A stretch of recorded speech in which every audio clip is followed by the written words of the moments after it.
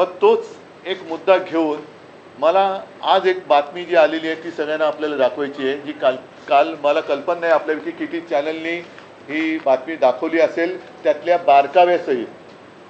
आणि ही बातमी म्हणजे जे मी म्हटलं की पंतप्रधानांना आपल्या देशाचे जे भाग्यविधाते आहेत त्या तरुणांना ते भेटत नाहीत. अगदी रात्री मध्यरात्री एकदम काय ते फ्रेंड्स म्हणून त्यांना इंस्टाग्रामवरून संदेश देतात. म्हणजे आता ही एक बघण्यासारखी गोष्ट आहे की कोरोनाच्या काळामध्ये जेव्हा मी फेसबुक लाईव्ह करत होतो तेव्हा मला जे उपदेश देत होते की फेसबुकवरून सरकार चालत नाही, आता इंस्टाग्रामवरून सरकार चालवण्याची वेळ आलेली आहे. एवढी यांची आता हालत खराब झालेली आहे. आणि मला नाही वाटत अशी, म्हणजे कदाचित ही खरं आहे की जे काँग्रेसला जमलं नाही गेल्या 60-65 वर्षात त्यावेळेला ते यांनी करून दाखवलं. कारण काँग्रेसने एवढ्या शिव्या त्यांच्या डोळ्यादेखत कधीच खाल्ल्या नव्हत्या. तेवढ्या शिव्या आणि नालस्ती पंतप्रधान, माननीय पंतप्रधान आणि गृहमंत्र्यांच्या वाटेला आलेल्या आहेत. साहजिकच आहे, परत एकदा सांगतो की या तरुणांना भेटण्यासाठी यांच्याकडे वेळ नाही किंवा त्यांना कमीपणा वाटतो. मात्र जे गद्दार शिवसेना चोरून शहासेना ज्यांनी स्थापन केलेली आहे आणि स्वतःला जे शिवसेना म्हणून मिरवत आहेत ते गद्दार काल पंतप्रधानांना जाऊन भेटले. त्यांना भेटायला पंतप्रधानांकडे वेळ आहे. शहासेनेचे प्रमुख शहा काल मुंबईत होते. त्यांचं स्वागत त्यांनी ठेवलेल्या या गद्दारांनी केलं असेलच. मात्र हे गद्दार खासदार यांना भेटायला मोदींना वेळ आहे. मोदी त्यांना नुसते भेटलेच नाही तर मोदींनी जे काय त्यांना सांगितलं की जसं आपण म्हणतो की स्वामी समर्थांना आपण एक त्यांच्या चरणी लीन होतो, याचं कारण का की संकटाच्या वेळेला आपल्या पाठी कोणीतरी आहे. म्हणून स्वामी समर्थांचं जे वाक्य आहे की भिवू नकोस, मी आहे तुझ्या पाठीशी, तसं आता मोदी नवीन स्वामी झालेत की काय. म्हणजे देशात तरुणाई तर त्यांना यथेच्छ त्यांची निंदा नालस्ती करते, पण मोदी महाशय या गद्दारांना सांगतायत की भिवू नकोस, मी तुमच्या पाठीशी आहे. म्हणजे हे एक म्हणजे फार विचित्र आहे. आणि आता या गद्दारांना चिंता कसली आहे, कारण वॉशिंग मशीनमध्ये गेलेत, यांना आता यांच्यावरचे डाग तर धुतले गेलेत, मात्र गद्दारीचा डाग हा धुतला जात नाही आहे. तो डाग धुणारं वॉशिंग मशीन अजून भाजपकडे आलेलं नाही आहे. हे बाकीच्यांकडे फोटो आलेले आहेत. काल त्यांची भेट झाली. परत एकदा सांगतो की देशातले तरुण तिकडे त्यांच्या न्याय हक्कासाठी आंदोलन करताना त्यांच्यावरती लाट्या काठ्या गोळ्या चालवतात. त्यांना तुम्हाला भेटता येत नाही आणि बेशरमपणाने गद्दारांना नुसते भेटत नाही तर मी तुमच्या पाठीशी आहे हे सांगतायत. तर हे वाक्य त्यांनी तरुणांना सांगायला पाहिजे होतं की कशाला तुम्ही घाबरताय, मी तुमच्या पाठीशी आहे, काही काळजी करू नका, मी देशाचा पंतप्रधान आहे, मी तुमचा मोठा भाऊ म्हणा किंवा आजोबा म्हणा काय असेल ते किंवा फ्रेंड्स म्हणा आहे, तो तुम्ही भिवू नका, मी तुमच्या पाठीशी आहे. आता हे जे काय वाक्य आहे हे वाक्य त्यांनी कशासाठी उद्गारलं बरं. ही जर का बंद दाराआडची चर्चा असेल तर बंद दाराआडच्या चर्चेतलं नेमकं हे वाक्य बाहेर आणण्याचं कारण काय, की कोणावरती ही कोणाला तुम्ही संदेश देताय. आता ही जी आहे नवभारतमध्ये सुको म्हणजे सुप्रीम कोर्ट की सुनवाई से टेंशन में शिंदे म्हणून तुम्ही भेटलात का यांना. कारण आता आमचा हा पक्ष पुन्हा 6 खासदार फोडून सुद्धा महिना तर झालेला आहे ना. आणि लोकसभा अध्यक्षाने अगदी अपेक्षेप्रमाणे निर्णय दिलेला आहे. पुन्हा कोर्टबाजी वगैरे सुरू होईल, पण कोर्टात सुनावणी सुरू असताना हे गद्दार त्यांना जाऊन भेटण्याचं कारण काय. आणि परत आता हे पण म्हणून मी या पेपर सकट आणले, चिंता करू नका, मी तुमच्या पाठीशी. म्हणजे हा संदेश ते कोणाला देत आहेत, कोर्टाला धमकावणी देत आहेत का, धमकावत आहेत का हे की मी आहे यांच्या पाठीशी, का अमित शहाना देत आहेत. कारण मागे असं होतं की हे मिंदे जायचे तेव्हा ते त्यांच्या शहासेनेच्या प्रमुखाला भेटायचे. आता शहासेनेच्या प्रमुखाला ते भेटायची त्यांना गरज नाही, कारण त्यांचा आता बहुतेक बॉस बदलला आहे. आता ते थेट मोदींना भेटतात. आणि विशेष म्हणजे शहा इकडे असताना ते मोदींना भेटत आहेत. म्हणजे मग हा जो काय भिवू नको मी तुझ्या पाठीशी आहे ही धमकी वजा संदेश सुप्रीम कोर्टाला मोदींनी दिला आहे, अमित शहानं दिलेला आहे, देवेंद्र फडणवीसांना दिलेला आहे, की प्रशासनाला दिलेला आहे, नक्की कोणाला दिलेला आहे? आणि माझं मत आहे, अनिल देसाई इकडे बसलेत, अनिल ही सगळी कात्रणं माननीय सुप्रीम कोर्टाकडे सुद्धा सादर करा की हे असं वातावरण निर्माण केलं जाते. आम्ही तुमच्यावरती विश्वास ठेवलेला आहे, तुम्ही लोकशाहीचे रक्षक आहात आणि मला असं वाटतं की ही लढाई जी आहे ती आता केवळ शिवसेनापुरती मर्यादित राहिलेली नाही. आता हा जो काही गद्दारीचा व्हायरस आहे, हा व्हायरस संपूर्ण देशात पसरलेला आहे आणि कदाचित मोदींनी हा संदेश इतर पक्षातल्या होऊ शकणाऱ्या गद्दारांना पण दिलाय का की तुम्ही काळजी करू नका, गद्दारी करा, आमच्याकडे या, मी तुमच्या पाठीशी, बघूया तुमचा आपका बाल भी नहीं बाका होगा, मैं देखता हूँ. तर असा हा संदेश किंवा ही धमकी मोदींनी कोणाला नक्की दिले? सुप्रीम कोर्टाला दिले, अमित शहानं दिले, देवेंद्रनं दिले, प्रशासनाने दिले का हा संदेश इतर पक्षातल्या गद्दार होऊ शकणाऱ्या खासदारांना दिले की तुम्ही गद्दारी करा, मी तुमच्या पाठीशी आहे? तर याचा खुलासा झाला पाहिजे. आणि जे मी म्हटलं की ही लढाई ही केवळ आता शिवसेनेपुरती मर्यादित राहिलेली नाही, तर गद्दारीचा व्हायरस हा लोकशाहीचा जीव घेतोय. तर लोकशाहीबद्दल प्रेम असणारे, संविधानाबद्दल प्रेम असणारे जे देशभक्त आहेत, त्या तमाम काश्मीरपासून कन्याकुमारीपर्यंतच्या तमाम देशभक्तांना मी आवाहन करतोय की तुम्ही आता ही लढाई आपण सगळ्यांनी मिळून एकत्रित लढण्याची गरज आहे. देशाचं संविधान आणि देशाची लोकशाही वाचवण्याचं कर्तव्य हे आपल्याला करावं लागणार. देशातला तरुण तर त्याचं तर आता माथं भडकलंय, त्यांच्याबरोबर आता यांनी कितीही प्रयत्न केला तरी ते त्यांचं प्रवचन ऐकायला तयार नाहीत. आणि म्हणून एकदा सांगतो की ही गोष्ट गंभीर आहे, ही आम्ही सर्वोच्च न्यायालयाच्या निदर्शनास नक्की आणून देणार आहे. पण मोदींनी सांगायला पाहिजे की हा धमकीवजा संदेश तुम्ही नेमका कोणाला दिलाय आणि गद्दारांना आता नेमकं भय कसलं आहे? वॉशिंगमध्ये धुवून घेतल्यानंतर सुद्धा तुम्ही पुन्हा का घाबरून, तुमची पळापळ का होते, का शेपट्या घालून तुम्ही मोदींकडे जात आहे? तर ह्याचा खुलासा व्हायला पाहिजे. म्हणून मी आज आपल्या माध्यमातून सर्व जनतेला ही माझ्या मनातली शंका कळावी, कदाचित त्यांच्याही मनातही असेल, तर त्याला मी वाचा फोडतोय. उद्धवजी, ज्या पद्धतीने काल परवा हे कुठे खासदार मोदींना भेटले, तसेच शरद पवारांचे खासदार देखील पुढच्या आठवड्यात मोदींची सर्व भेट घेणार आहेत, अशा पद्धतीची देखील माहिती आहे. मी माझ्यापुरतं बोलतोय आणि ज्यांना संविधानाबद्दल प्रेम आहे, लोकशाहीबद्दल प्रेम आहे, ज्यांना संविधान वाचवायचं आहे, लोकशाही वाचवायची आहे, त्यांनी या लढाईत सामील व्हावं. सर, मोहन भागवत मुंबईत होते आणि त्यांनी जनतेशी संवाद साधला, त्यांनी त्यांच्या प्रोटेस्टला पाठिंबा सुद्धा दिला. नाही, पहिले या विषयावरती मला असं वाटतं हा महत्त्वाचा विषय आहे. बाकी मोहन भागवत वगैरे हे नेहमीचे विषय आहेत. आप सारे लोगों को पता है कि 4 साल हमारी जो केस है सुप्रीम कोर्ट में चल रही है.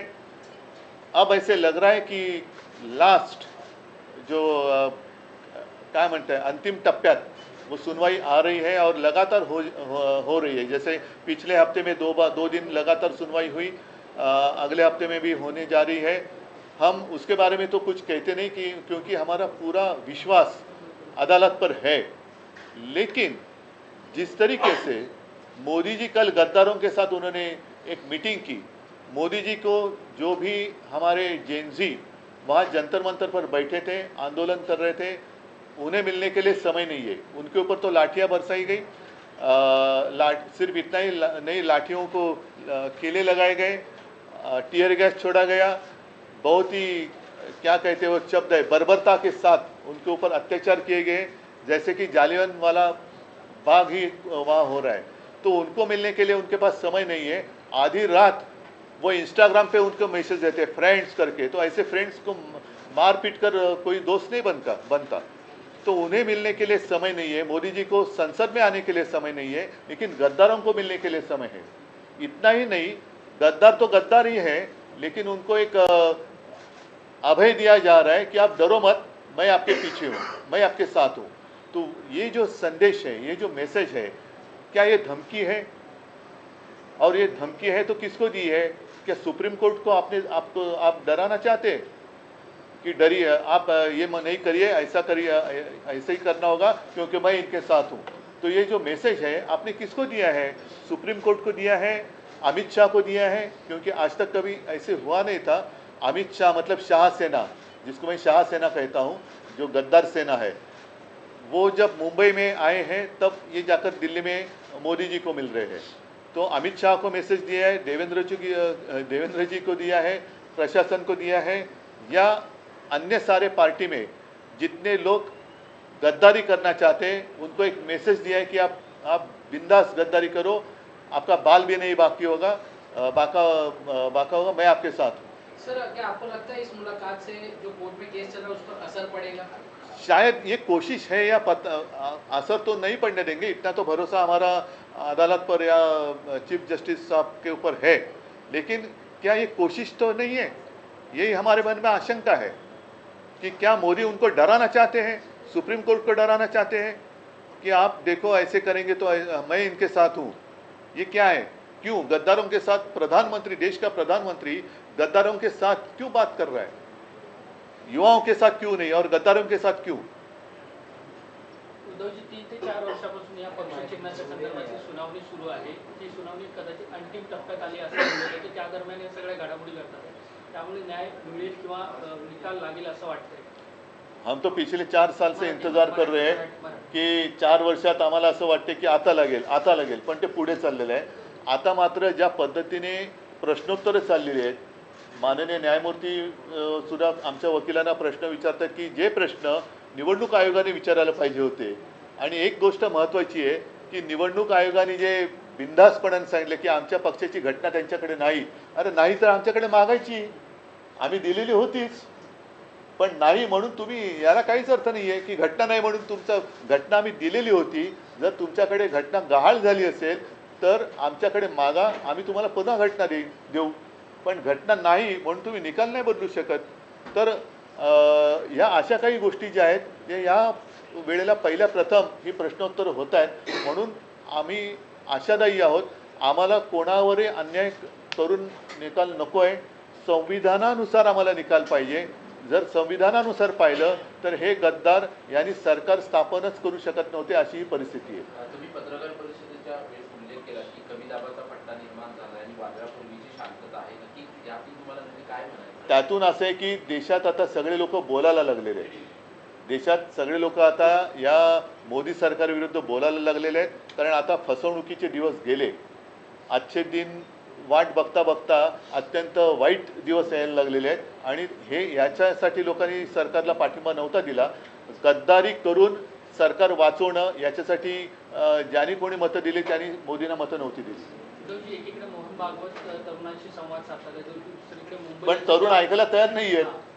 मोहनजी काल आले होते, तरुणांशी एक संवाद साधण्याचा त्यांनी एक केविलवाणा प्रयत्न जरूर केला, पण त्यातनं बाहेर पडलेल्या तरुणांची जी काही प्रतिक्रिया आहे ते कोणी ते ऐकायच्या मानसिकतेत नाही आहेत. त्यांचं म्हणणं की तुम्ही आत्ता काय करताय आणि प्रवचनं काय देत आहेत तुम्ही, हे सुधरत का नाही आहे? सरकार तुमचं आहे ना, सरकार तुमचं आहे, तुम्ही मेहनत करून आणलेलं सरकार आहे. हे सरकार असं वागताना तुम्ही गप्प का बसलात? का तिकडे जाऊन भेटला नाहीत लोकांना? आणि तिकडे आत्तासुद्धा अमित शहाचा राजीनामा मागितला जातोय. जर RSS सरकार चालवत असेल आणि RSSचं भाजप ऐकत असेल तर मोहनजींनी मुलांशी संवाद साधण्याच्या आधी अमित शहाचा राजीनामा घेऊन मग साधायला पाहिजे. तरुणांच्या आणि पंतप्रधानांचे अनेक ठिकाणी पोस्टर्स लागलेले, जनजी विथ PM आणि अशा पद्धतीचं. हे भाडोत्री लोक आहे. या भाडोत्री ही आता काय झाले, भाजपला आता फेस सेविंग राहिलेलं नाही आहे, कारण त्यांच्या तोंडाला फेस आला आहे. म्हणून जसं ते ट्रोलर गँग आहे, हे गँग आहे, त्या गँग आहे, तशी त्यांची पोस्टर गँग आहे.